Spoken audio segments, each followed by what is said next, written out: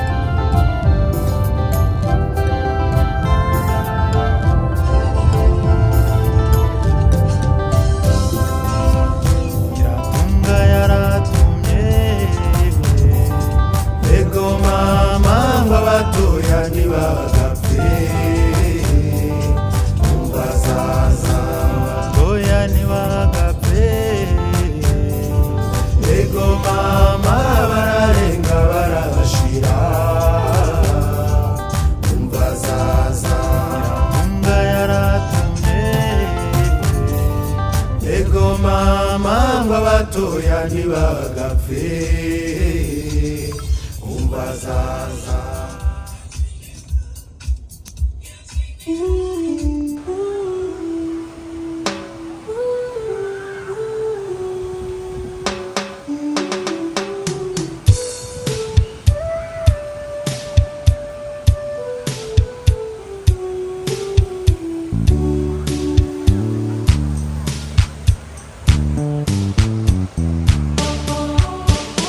Rwanda rwiza rw'abanyarwanda, Rwanda rw'imisozi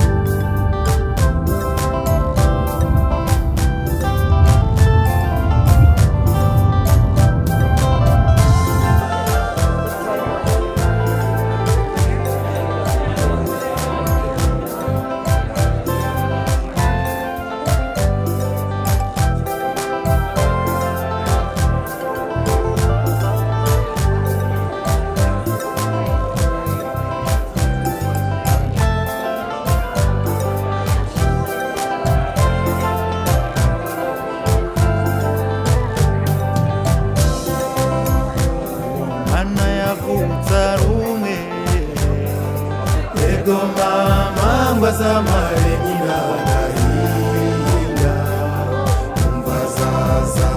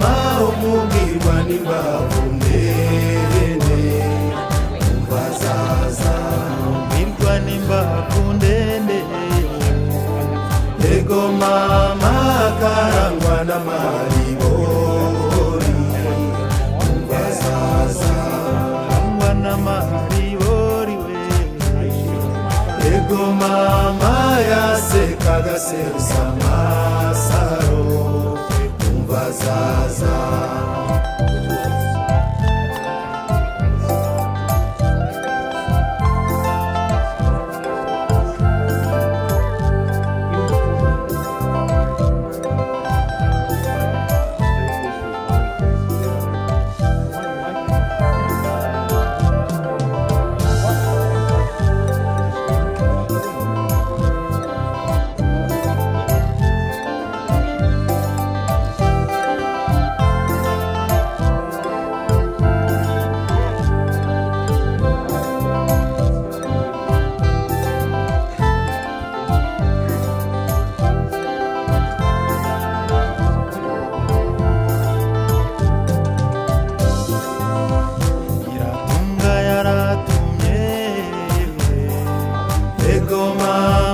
abatoya ntibagapfe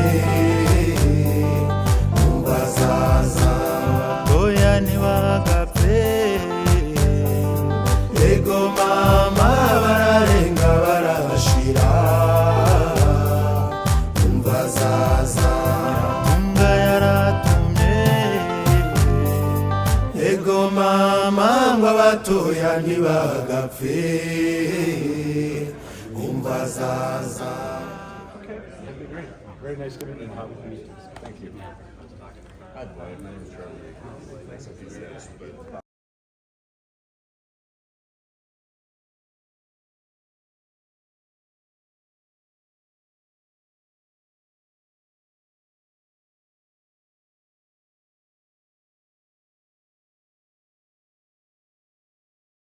Second.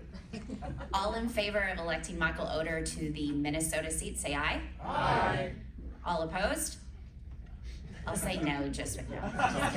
All right. Michael Oder is officially on the Minnesota seat. Okay, good job. All right. Nebraska, Chris Allen's seat is up for election. He is retiring. This is a good time. Again, we want to say, Chris, thank you. You're actually one of the very first people I worked with when I got to help plan a session. So thank you so much.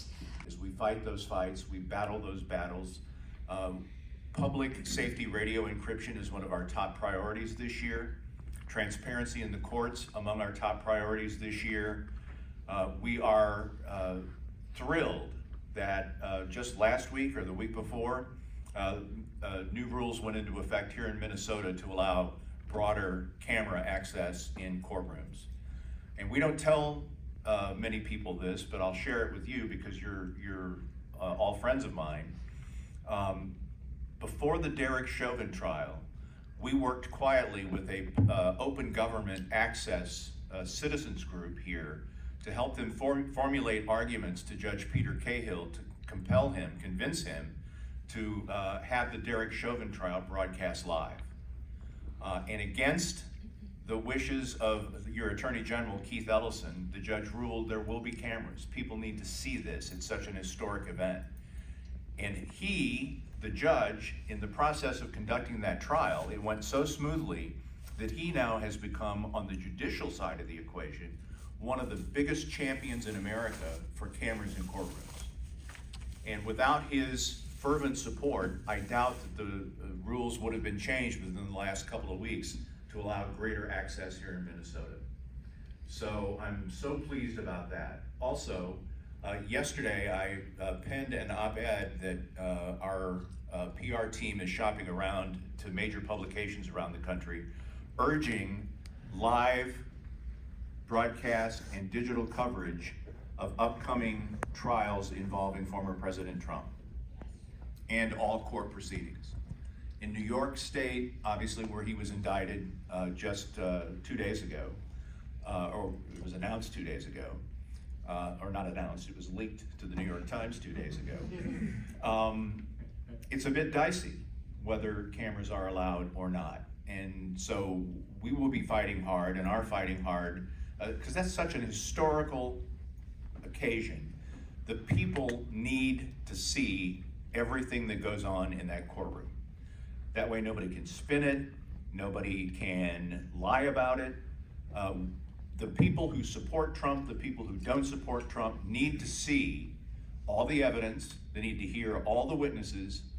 Maybe, just maybe, that will quell any desire for civil disturbance and unrest, regardless of what happens. In Atlanta, were he to be indicted there, in Georgia, the rules are much more lenient about cameras in courts. US courts federal courts are another story. No cameras, no audio. There were exemptions during the pandemic, but many of those have now been lifted. It was our group, RTNDA at the time, in 2000 that compelled the US Supreme Court, and then Chief Justice Rehnquist, a Wisconsinite, by the way, by birth, we compelled Chief Justice Rehnquist to allow same-day audio recordings to be released in Bush v. Palm Beach County Canvassing Board, which is the case that decided the 2000 election. Since that time, Chief Justice Rehnquist and now Chief Justice Roberts have continued the practice of live audio streaming. Well, first it was same-day release, now it's usually live same-day audio streaming of all landmark cases. In fact, now all cases that go before the highest court in the land. So we're working very hard on that front. Tim mentioned Senator Klobuchar. Tim and I, the day of our First Amendment Awards dinner evening, we spent some time with her in her Senate office on Capitol Hill, and we're assisting her in advocating for her bill, the Journalism Competition and Preservation Act, which would grant a limited safe harbor period of time from antitrust laws so that companies that own local newsrooms across the country can collectively bargain with big tech to get fair compensation.